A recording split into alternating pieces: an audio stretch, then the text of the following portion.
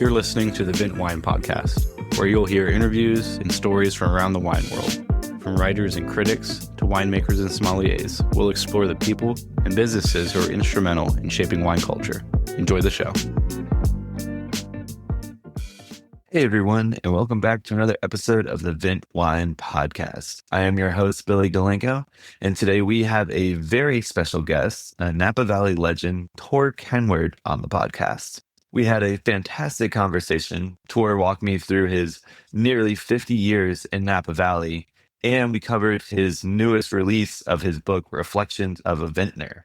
Now, this book is not only a reflection of a vintner, as it says, as just a winemaking book talking about how he made wine for decades, but it also talks about his life in Napa Valley. And for those of you who don't know, Tor had a really interesting life in Napa Valley beyond just owning and running TOR Wines. He moved there really early on in the life of Napa Valley in terms of Napa Valley as a destination. He moved there in the 1970s, where he quickly joined Beringer Vineyards. But while he was there, he was working more in the hospitality, culinary side of things, really developing Napa Valley's culture and crafting the valley itself into a culinary destination as we know it today.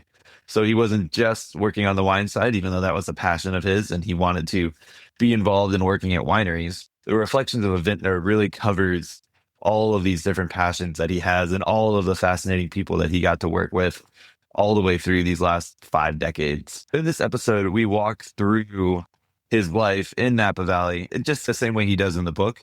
The book is really interesting, especially this new version. He has added many stories and a ton of interesting information from the first edition, which the first edition was great in itself. This version has a foreword from Robert Parker. He has the Robert Parker. It also has a foreword from Thomas Keller. And then it has an afterword from Karen MacNeil, the author of the Wine Bible, who has also been on the podcast before. You can go listen to her episode. It was very interesting. And then the structure of the book is basically one growing season in Napa Valley. Starting in the winter, the chapters are January, February, March, April, May, June, and it obviously goes through December. And then at the end, he has what he calls deja vu, or the 5th season, the future of Napa Valley, where he talks about where Napa Valley is today and where he sees it going. And we very much follow this format in the podcast as well. We quickly touch on when he arrives to Napa Valley in the 1970s, there were fewer than 50 wineries. And he paints us a picture of what life was like back then when he first got there and what the world of wine was like in Napa Valley, which was still really emerging from its years of prohibition and trying to find its way back into the fine wine scene.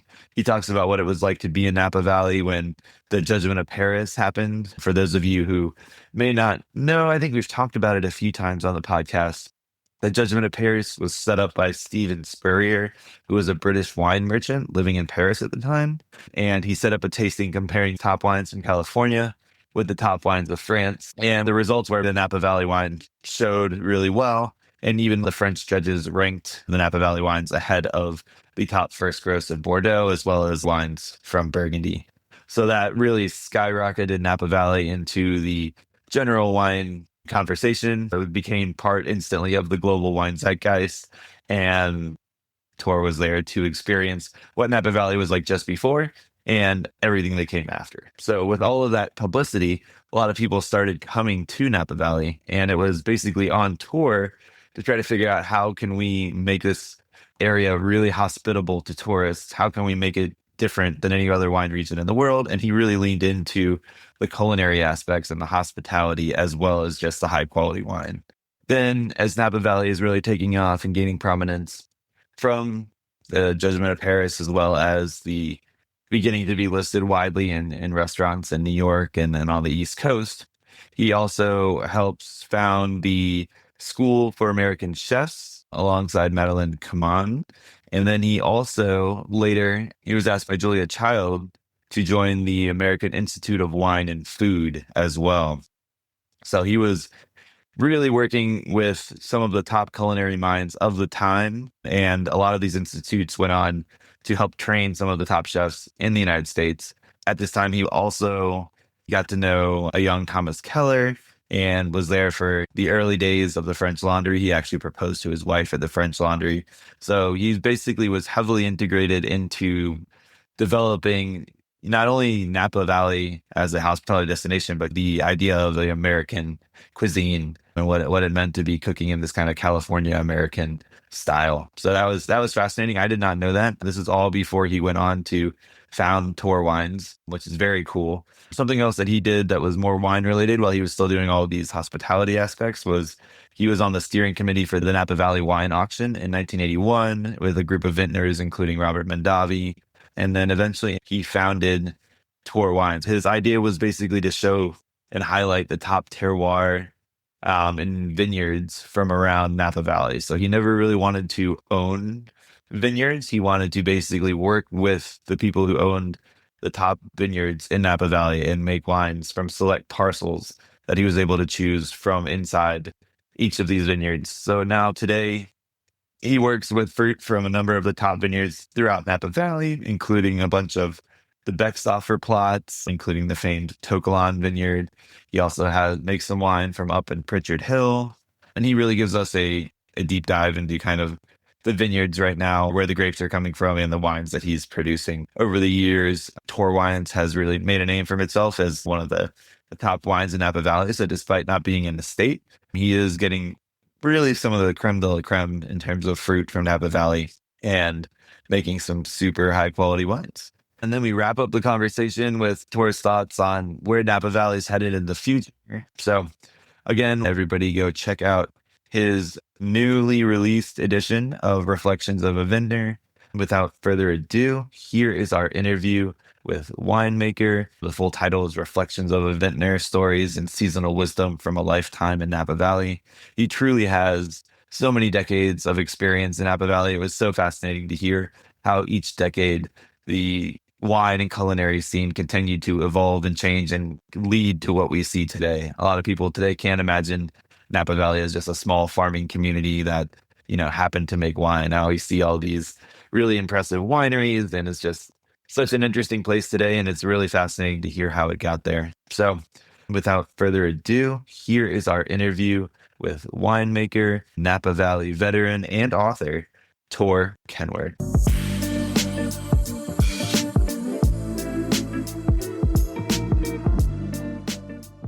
All right, we are here with very special guest and Napa legend, Tor Kenward. Thanks so much for joining today. It's my pleasure. Thank you. Yeah, you've had such a storied career and seen Napa go through so many different iterations over the years. Could you share a little bit? I don't even know where to start. Maybe share a little bit about how you first got into wine, and then we'll talk about each phase from there. Well, if you go back to the early days of getting into that rabbit hole, which we call fine wine in this case, I had a jazz club down in Southern California, and some of the friends that I met through the jazz club started to introduce me to some of the great wines that were being imported at that time from the old world, let's say. My friend Don Gillette was buying wines for a couple wine stores, liquor wine stores in those days. And he would go back and open up La Flaves and First Gross and Burgundies and the great wines that were being imported.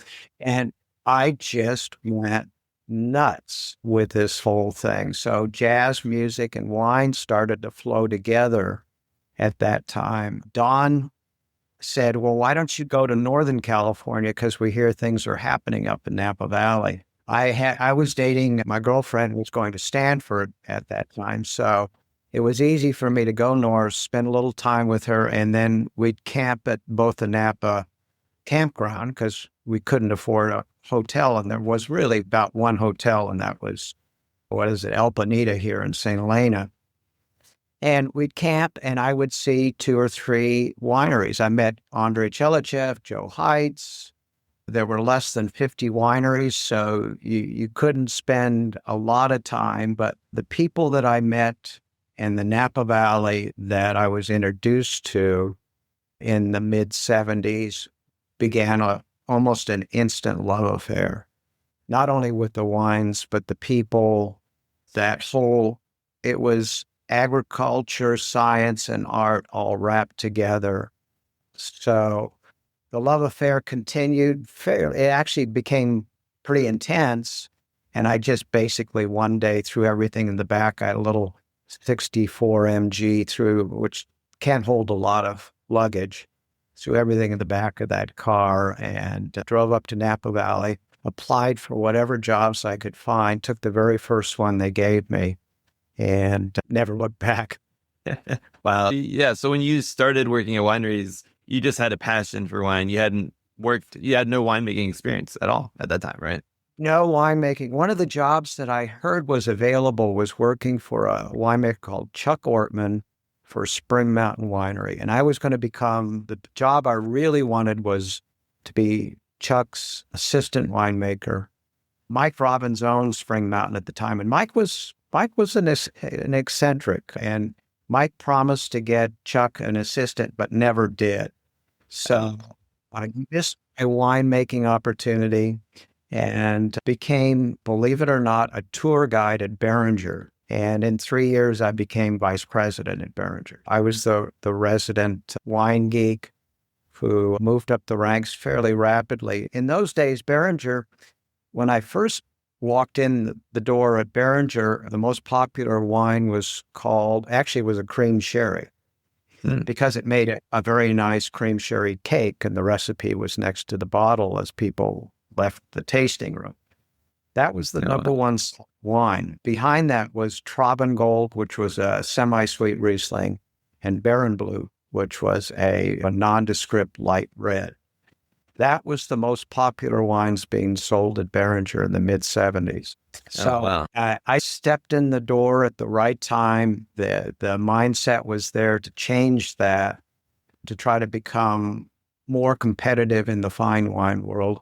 And I was the resident wine geek, if you will. And that's how I moved up in that organization, helping them come up with a private reserve program, work with winemaking on the kind of wines that would get us more competitive into the international scene of fine wine. Yeah. So speaking of that scene, so part of the reason we're chatting, and you share so many great stories in your reflections of a Vintner and the new edition of your books coming out, aside from the wine, which we'll get into more in a minute, specifically about the differences between the new edition. But in there, you talk about some of these relationships you had that were like wine adjacent, maybe in the culinary field. Can you share a little bit of the stories, maybe one with about Julia Child or your early days with Thomas Keller as well? Yeah, well, in the mid-'70s, again, less than 50 wineries. The mantra with the growers, the mantra in the valley was, don't let the sun, and this is true, don't let the sun ever set on the tourists. They wanted them out in the evening.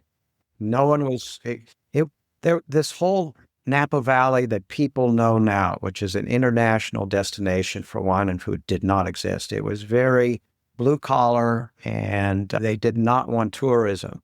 So Thomas came in 1992 and started the French Laundry, and we became early friends because I had a very aggressive and a very robust culinary program at Beringer, inviting chefs from all over the world to participate in wine and food experiences. Julia Child was falling in love with Napa Valley too, and we became good friends through that. And some of the organizations that she asked me to be on the board with her for, which was the American Institute of Wine and Food, and then later on Copia. But this not only was there a fine wine explosion where we had just gone through the Paris tasting, where we had bested the great wines, Bordeaux and Burgundy. And we were for the first time being taken seriously on the international fine wine scale, if you will. And the same thing was happening in the culinary world. You had celebrity chefs becoming something. Julia, of course, was on a completely different planet all her own. And she adored Napa Valley. And this sort of entrepreneurial spirit that we had here was very much Julia. And yes, we did become good friends during that period of time. And so many chefs. Gary Danko, I don't know if you know him. He's a very famous James Beard chef.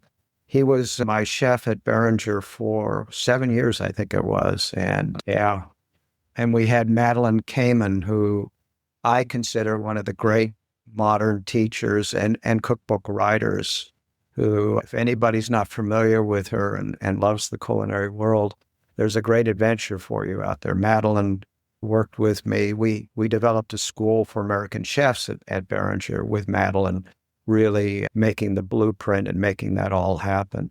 An amazing woman, but it was an exciting time. Anything was possible, and Napa Valley was exploding. It was going from 50 wineries. Now we have over almost 2,000 brands now in Napa Valley. We have destination restaurants. We have hotel rooms that I think the average hotel room is probably close to $1,000 if you average it all out. I stayed at both the Napa campground, I think, for $10 a night when I first came here. And that was maybe some of the best lodging we had. So all this happened in a period of 50 years. Yeah, and even so, can you paint the picture a little bit? So I think, and we've touched on this podcast a little bit because I love wine history. Napa had its earlier heydays. People were really developing some high quality vineyards and being very site specific kind of with it. And then Prohibition came around, and we had the focus on the wines like you were mentioning from Beringer. Can you talk about how that slowly transitioned into, it had like multiple phases. It was more industrial, and then we got back to this wines of place more recently. Can you talk about that transition? I think you alluded to previous centuries. Yeah, the 1800s. Yeah, the 1800s. A lot of people are not familiar with that. Napa Valley had a boom period in the 1800s, beginning in around the 1860s. I think To Kalon, the To Kalon brand and the To Kalon Vineyard, and then winery began in 1868. But around that, you had this whole, again, more immigrant entrepreneurial spirit that took place in Napa Valley. And before the turn of the century, there were over 200 wineries. And it was a very vibrant industry in the Napa Valley. And then you had international or world recession that took place. You had 2 world wars. You had this social experiment that didn't go so well called Prohibition. You had all this happening in the first part of the 20th century. And what happened is, by the time you got to when I came to Napa Valley in the early 70s, mid 70s, is that the wine industry in Napa Valley was pretty much crippled and just beginning to come back at that time. So again, less than 50 wineries. If you go into the 50s, there were probably a dozen wineries that were really active. You made more money selling. Well, there were more prune trees and more cherry trees in Napa Valley than there were grapevines in the first part of the 20th century, because you had selling prunes. Exactly. And I think what a lot of people don't maybe think about is during Prohibition, not only was alcohol not made, but like taste changed. So during that time, people really got into more of these fortified sweet wines and less of the dry European style. So as that was the transition where you guys started focusing, again, cream sherry and off-dry Riesling was a wine, and you guys just started in the late 70s, 80s, moving towards the Cabernets that we really come to know now. Can you talk a little bit about, was that transition after the Judgment of Paris, was it all of a sudden, or were like there's still people in the 80s being like, this off-dry Riesling is going to come back? Like, it's a little bit now, but yeah. How did that work? Well, you raise a really good point, and a lot of people forget about that too, is that let's say that in the 1970s is a lot of things were happening. One is you had Julia Child, you had this new interest in French cuisine and fine cuisine. You had a population, the war was over, and the economy was, for the most part, growing and was becoming more robust. People were traveling to Europe more. They were getting exposed to fine wines, to different cuisines. and cuisines that were where wine was very much a part of it, whether it was Italy or France, Germany to a lesser extent, Spain, etc. So people were traveling more; they were getting more exposed to that. After World War II, we were pretty much, if you look at the culture at that time, purism was we were not a wine culture at all, and people maybe talked dry, but they drank sweet. And alcohol, after World War II, the most successful, I believe, beverage out there, alcoholic beverage, was probably brandy. So you go from a culture that embraced semi-sweet wines and brandy to one that became a lot more sophisticated and started to buy Bordeaux's and Burgundies and get exposed to the fine wines of the old world, and the cuisine of the old world and fine wine and fine food, and that whole thing just exploded in the 70s into the 80s, as you said. And then by the 90s, the train had a lot of momentum and was definitely on the tracks. And look what happened in the United States culturally, as far as restaurants, as far as food, as far as cookbooks, as far as fine wine. And the investment that was being made in Napa Valley was becoming insane. When I came, you could buy the average ton of grapes, Cabernet grapes, was $150 per ton. I am now paying Andy Beckstoffer for To Kalon grapes over $50,000 a ton. Wow. When I came to Napa Valley, there was absolutely no wine over $20. The mold was broken by Joe Heitz for Martha's Vineyard, and he broke the $20 ceiling. And now you have Screaming Eagle, Harlan, etc., that are releasing wines over $1,000 a bottle. The landscape and the investment that's been made since then to now it's one of the most amazing American production success stories I think we have that dealing with agriculture. So when I guess the Judgment of Paris happened, and then obviously the culinary, like we're talking about, tastes were changing, did people immediately, and I've read that this was the case in some books, but maybe it was off, people just start flocking to Napa Valley and trying to visit in person a lot? Was that what inspired all the infrastructure to be built, or was it more people started drinking the wines first and then they came later? Yeah, and my observation is that they were happening simultaneously. People were beginning to read, understand more about wine, again, getting more exposed to fine wine. The tourism had always been here, but we were evolving. I remember going, my Beringer was owned by Nestle initially when I was there. Nestle had international connections, and Nestle insisted that I go to Europe every year and sit down with famous winemakers so I'd understand what they were doing.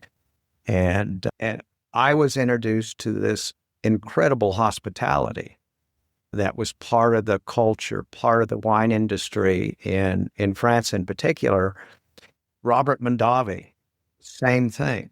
He was traveling to Europe and was being introduced to a completely different world than we really had, certainly in the Napa Valley or any place in the United States. And we were coming back and saying, we can do that here. We need to do that here. And that's when the thing started to really change.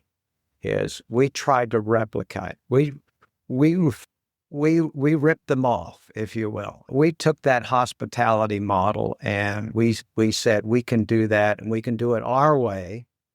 And that's part of what Thomas Keller did. Thomas Keller, in those for the first maybe decade or so, it replicated one of like a 3-star Michelin fine maison that you could have found like a Alain Chapelle or a Jaman. He was trying to replicate that fine cuisine that you would have at some 3-star Michelin thing near wine country or related to wine country that existed in Europe at that time. And I think he did a pretty good job with that. Yeah, certainly. And I think you guys, or at least replicating the hospitality in Napa as well. It's funny, it's come full circle. Bordeaux over the years got more and more closed off. So now they're actually looking to Napa as a model for how to welcome tourists. You are absolutely right. And it amused me. I took a group of people to Bordeaux and toured around Bordeaux. And when I was buying, back in the early days, we were importers too. So we were buying wines from Bordeaux. I would go to Bordeaux in the 80s, and Bordeaux was dirty. The soot was still covering the buildings. They hadn't really cleaned it up. There weren't too many really fine restaurants. There were some good restaurants, but no, I think there was a 1 or 2-star little outside town, but not in town. And the wineries didn't have any real hospitality programs other than for the trade, more the trade than the consumer. And you're absolutely right. I went back in 2018, and these chateaus had these incredible hospitality programs that replicated more what we were doing now and over the last several decades, and ripping us off, if you will, with a completely different business model than they had back in those early days. Yep. And that's just continuing. So cool. Can we talk a little bit about so you had your time at Beringer, you got to see the valley really transform into this new entity. What inspired you to really start your own brand and really your own winery and go from there? Well, it was something that I could finally afford to do. I came up to Napa with nothing in my back pocket other than the passion to get involved in this industry and to be a part of it. And by the time that I started TOR Wines in the turn of this, 2001, we had sold the winery. Beringer had sold. Because I was senior vice president, I had a lot of stock options. I cashed them in, and my wife and I started TOR Wines. And there's no outside money. It's completely family owned. It's just Susan and I, with a business model looking at Napa Valley more like Burgundy than Bordeaux. And the reason I say that is, after 30-something years, I felt that we needed to have the focus of the single vineyard much more than looking at making just a large reserve bottling, which was the early model of Napa. But to focus and give the vineyard the attention that it had in Burgundy as opposed to a big chateau bottling in Bordeaux. So the business model to me was finding the best vineyards you could possibly get in, just like you would in Burgundy. If you're on Montrousseau, you want to have that block that the families had in Chambertin. Yeah. Or if you're de Vogüé, you want those blocks, those rows in Moussigny. I had that same mental approach I wanted to get into To Kalon. I wanted to get into Vine Hill Ranch. I wanted to develop a relationship with these vineyard sites that I thought replicated the best that we had in Napa Valley. Over the last couple decades, we're now have 11 blocks in To Kalon. We've worked with 4 blocks in Vine Hill Ranch. We've just picked up a couple blocks, or 1 block in Martha's Vineyard. We're looking at these pieces of land that over quite a long period of time now have already proven themselves to produce some of the great wines in Napa Valley. We don't make a lot of wine because, again, we just have these blocks, but we're able to really focus on, I think, the best blocks, make small amounts of wine, again, much more like Burgundy than Bordeaux, and give the vineyard itself the star billing. Are you leasing these blocks, or do you own any of them as well? Yeah, it is actually the contracts are a leasing contract. Usually, the when you start, it's a feeling out contract, but once the relationship's cemented, it's often like a 5-year evergreen that renews itself. It's a leasing agreement, and that lease and every contract's a little bit different, but you do have voice in the farming. In To Kalon, for instance, it's a by acre contract, so we can thin to where we want to do. If we want to do shade cloth, we can do shade cloth. We can do some canopy management and make some of these critical decisions. We can't go in and tell Andy Beckstoffer, well, we would lop off the head and put Nebbiolo in there, but we can make some co-decisions on what we all feel will be the best for those particular blocks that we're working with and leasing. Very cool. That was going to be my question. So how many wines do you guys make now? What is your just ballpark production numbers? Total production between 3,000 and 4,000 cases, everything. We do a little bit of Chardonnay out of the Hyde Vineyard, which I'm a huge fan of Larry and Chris Hyde and the way they farm and the vineyard that they've built a reputation for over the last couple decades. So we do a little bit with the Hyde family. It's interesting, and it wasn't really an early battle plan, but all the growers that we're working with now, which would be Vine Hill, To Kalon, Melanson Vineyard on Pritchard Hill, the White's Vineyard, etc. The vineyards that we're working with are all family owned too, which is kind of interesting. Yeah, for sure. Can you share a little bit about the differences that you perceive and maybe is there like a distinct underlying like note in To Kalon that you like always get? You're like, this is To Kalon versus maybe something from Pritchard Hill that you're like very much different than other mountain fruit. This is Pritchard Hill. Yeah, that's a great question. And it circles back to me is that sometimes you hear this, that all Napa Valley wines are alike. And man, it certainly is not the case from my perspective and the wines that we make. I often get together with Jeff Ames is our winemaker. I'm not the winemaker, though I do all the final blends with Jeff. And we have an assistant winemaker, Pato, he worked in Bordeaux and down in Argentina. But the three of us get together and we take a look at all the vineyards separately in the barrel many, many, many times before bottling.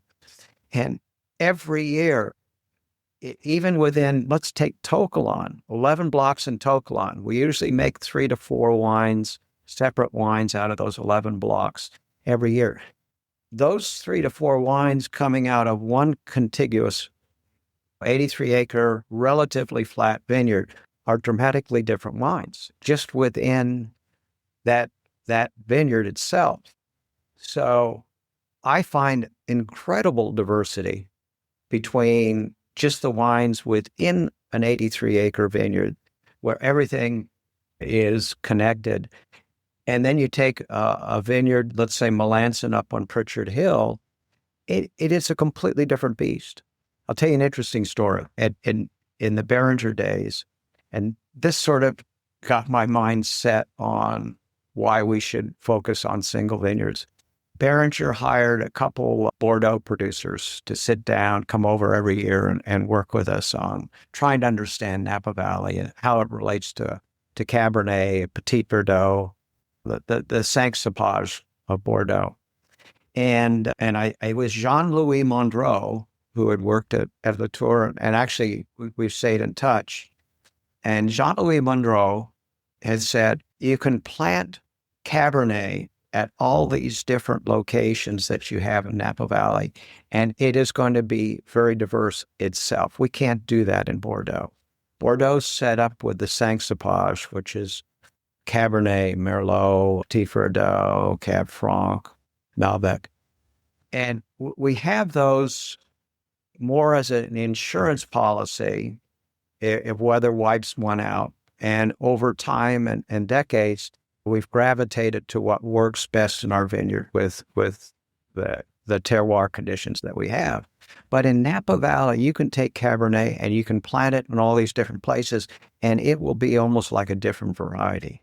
It will have an enormous amount. We can't do that, and we haven't done that in Bordeaux. You can do that in Napa. With that in mind, Cabernet has an enormous amount of flavor diversity to me and my experience with it in Napa Valley that is really unique. It's very different than the Old World. And that's why you make so many different bottlings. If they all tasted the same, it would just be a single convent. I'm doing what I got, which is a stupid business plan, but what I like to do, which is this whole thing just absolutely fascinates me to no end. I wake up every day and I'm smiling because I have the greatest sandbox in the world, I think, to play around in. And to see these wines develop in barrel, to see how they're different from year to year, and to know that you have the ability to make wines that can take on the greatest wines in the world for their varietal base, it's a great way to live life. Yeah, I can. Lucky man. I'm a very lucky man. I would say so. What's even better is the board of directors tends to be the mirror in the morning, so you don't have to spend a lot of time in board meetings. Oh, nice. Yeah. That's a small family-run company. That's the benefit. Cool. Well, a couple of things before we get to what you are looking forward, what Napa's going to look like, or how it's changed in terms of like climate and things. Can you talk a little bit about your book that you wrote and the new edition and what's different from the old edition? Yeah, well, the book was a COVID child, actually. We weren't able to move around a lot during that period of time. And I found myself wanting to think about, relive, if you will, to connect again with people that had influenced me greatly, especially in the early days. Andrei Chilachev, Robert Mondavi, Julia Child, some of the people I'd worked alongside of, and listened and tasted wine and had meals with, broke bread, people that had changed my life. I wanted to get down on paper stories about them and how they changed Napa Valley and their contributions. So I started to write and put the stories up on the website, and a literary agent said, well, you can write and you might have a book there. Would you consider it? And I said yes. We had a publisher that was part of Abrams and published the first edition. And I was a little shocked that we sold out of that first edition and went into a second edition, which is what we're releasing this year. But it was written to be a couple things. One is to honor and to talk about the last 50 years in Napa Valley so people could understand how the valley had grown, changed, and developed to what it is right now through these people. And the other part of it was to understand the wine industry. Every chapter is a month in the Napa Valley. So we start with what's happening as far as the vineyard goes. So what's happening in the vineyard, what's happening inside the winery, so that people could also understand the industry a little bit better. Some of the challenges they're facing, what we're looking at a particular month or a period of time. So the book, I'm hoping, is a book, and the first edition seemed to work that way to a lot of the feedback I was getting, is a book that somebody that is very sophisticated about wine can enjoy, and then somebody that's maybe feels that, and I hear this, I'm not a connoisseur, but I know what I like type of person, can pick up and enjoy and read and maybe learn a little bit, or at least open up a few doors so they can go and expand on their interest in wine, pick up other books, try a few new things, etc. That was the intent. Yeah, yeah, go on. I was just going to say, I think you achieved that really well. I loved the month by month thing, like how you paired both what was going on with the winery and kind of those time periods with what was going on, like with your story and the life stories that you shared alongside. I thought that was really interesting. Thank you. Thank you. Yeah, it was catharsis writing it. A lot of people say, "Oh, writing." I did enjoy the process, getting a lot of those stories down. A good friend of mine, Andy Beckstoffer, whose grapes I work with in To Kalon and Dr. Crane, but Andy was so encouraging along the way. He says, "You got to tell these stories. These stories have to be told about these people," and so on. So, with Andy's encouragement and others, it was a more enjoyable process than probably it should have been. Yeah, and you have not only a lot of really cool stories, but some great photos as well. There's a lot of really cool photos with these folks that we've maybe seen on TV or heard about over the years, and you guys are all together. It's really neat. Yeah, it was fun to dig in and go through those photo albums. So just one last question on the book. What updates are there in the second edition? Are there any new? I see there's an afterword from Karen MacNeil. Is there anything else that's unique? Well, the industry, and candidly, the industry has more headwinds right now than I can remember over the 50 years. There's consumption trends are changing. The worldview on wine at the table, how wine fits into a diet, a Mediterranean diet or not, whatever. There's definitely shifts out there. So I tried to bring some of those shifts, and I'm so glad that she said yes, is that Karen's got this movement, which started with Come Over October, where she's trying to emphasize wine's great contribution toward the social side, getting people to spend time more together, less so with phones, contraptions, and so on, but spending time socially together and having wine as part of that conduit, if you will, to that. And her movement, and she's got a few spin-offs of that, has been enormously successful. So Karen addresses that. I address some of the headwinds a little bit more in the new edition. There's a couple new photographs, I think, in there, but basically trying to update it toward the wine industry now. When I wrote the first edition, far less headwinds than what we're looking at now. More headwinds now. It's really interesting times. Yeah, it definitely is. And if our listeners want to listen to more, we interviewed Karen and she talked about Come Over October in a past episode. So I'll link to that in the show notes. Yeah. Just on, and she has a wonderful newsletter. She probably talked about that. Oh yeah. She's prolific, and everybody loves her wine Bible too. Yeah. But okay, cool. Well, everybody should go check out that book. I'll put links in the show notes to that as well. But now looking forward in terms of headwinds, there's things just changing. We've talked a little bit about, I guess, the overall environment in terms of consumers. Can we talk a little bit about maybe how you've seen the climate change maybe in Napa Valley, and then also maybe what you think, these are two-part questions, and then what you think the impact of Napa's development over the years has led us to, like what is the current state of Napa Valley compared to what you saw before?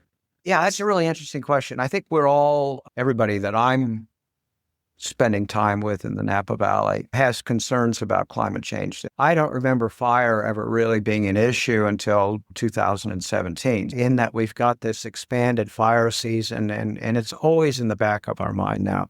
That's new. I don't remember that. I remember picking grapes into Halloween. We don't do that too often. But if you stand back and look at the last 15 years, we've had two major fire experiences, if you will, 17 and 2020. And 20 was horrible. We are addressing some climate change issues. But if you take a year like 2023, which Karen MacNeil is one of her favorites, I don't know if she talked about it on your show, but she's been out there banging the drum and saying it's one of the great ones that she's ever experienced in Napa Valley. It was a very cool year. This year, 2025, is a very cool year. We have not had, I think we've had maybe one day over 100 degrees in the Napa Valley up till now. it's a cold year. We're going to, like we did in 23, probably pick grapes into November. For whatever reason, and I say this sincerely, I think you can take the last 15 years and you can say some of the greatest vintages in Napa Valley history could exist in these last 15 years. Okay. Yeah, and I mean that. There's some incredible wines that have been made the last 15 years with the weather conditions that we've been given. How long? What moderates Napa is that very cold ocean. And I don't think people talk about that enough. That very cold is one of the reasons why we've had these cool years, and the way that the weather systems work. It's very complicated, and I'm not trying to oversimplify it. But when that ocean starts warming up considerably, that's when I think things will dramatically change. But for now, these changes, climate being, it's evolving very, very slowly in the Napa Valley. I'm trying to remain hopeful and optimistic that we can find a way to better address climate control in the world. But that's a whole other issue. But up to now, I've not seen these conditions dramatically change it. I think these will be issues that my children and my grandchildren will address more than I've had to address. And it concerns me. Yeah, I think if we get to the point where the currents have changed enough to impact Napa Valley grape growing, I think we have bigger problems on our hands at that point.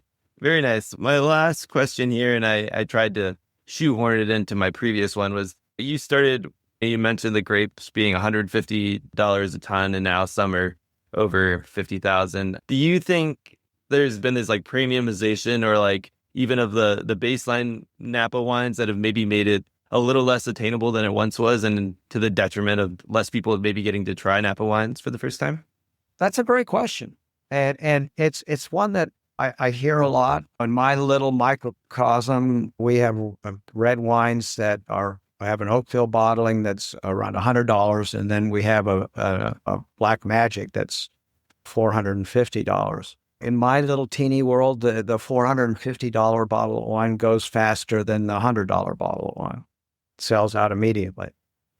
So there's still an interest if these wines have proven excellence on the international world. In 2021, they redid, and I say they, it was the original people that put together the Paris tasting in 76. Spurrier got involved. Tabor, who wrote about it in Time magazine, got involved. Patricia Gallagher got involved, who was Spurrier's partner in that whole thing. And they did 10 red wines and 10 white wines. It was Chardonnay and Cabernet-based wines. And the number one wine was our wine in that tasting, which was a To Kalon. Number two was Scarecrow, which was a Napa Valley. And then I think Colgan was in there in the top 3 or 4. And then you had the Bordeaux's and so on. So I guess where I'm going with this is that we are still making wines here that price-wise compete with the top wines in the world, in Bordeaux in this case. So I think that I don't have a problem if we're able to prove that we can take on the best wines in the world, and we have a following for those wines. I am concerned that Napa Valley wines don't have a variable, that you need to have wines, and I think you do now, because there is a little bit more of excess grapes, and well, the cost of grapes are actually stabilizing right now. So I think it is important to have wines at different price points from Napa Valley. I personally think, and I could be wrong on this, I think we've hit the ceiling. I don't see a continued acceleration of pricing. That's my observation, and that's my opinion. So I think we're going to see more a stabilization on pricing, and not this continued up pricing. Yeah, and I think that's more just like an effect or like the evidence of a maturing wine region. Just like you mentioned in Burgundy and Bordeaux, there are these first growths or Grand Cru that can, rightfully so command really high prices, but then also they have these different tiers that allow people to get in, taste the regional style, and then graduate their way up. And I think that's just makes sense. Any wine region does that over time. Yeah, and I think that's very well said. I like the way you phrased it. It's a maturing of a wine appellation or growing region, if you will. I think that's well stated, and I agree with you 100%. Awesome. Well, Tor, thank you so much for your time today. I really appreciate you coming on. Always good to talk about Napa Valley, my backyard. Somebody seems to know it very well. Thank you. I appreciate it. It's been fun. So thank you.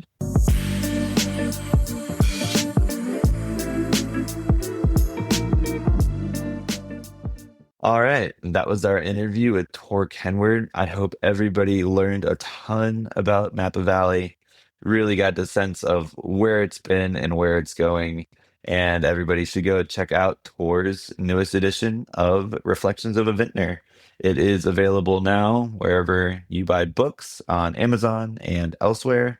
And it also is available in a Kindle version too if you don't want to purchase the paperback. So that's fantastic. And yeah, that is our episode for this week. I hope everybody enjoyed. We'll be back with another 5 questions on Friday and another full interview next week. Cheers.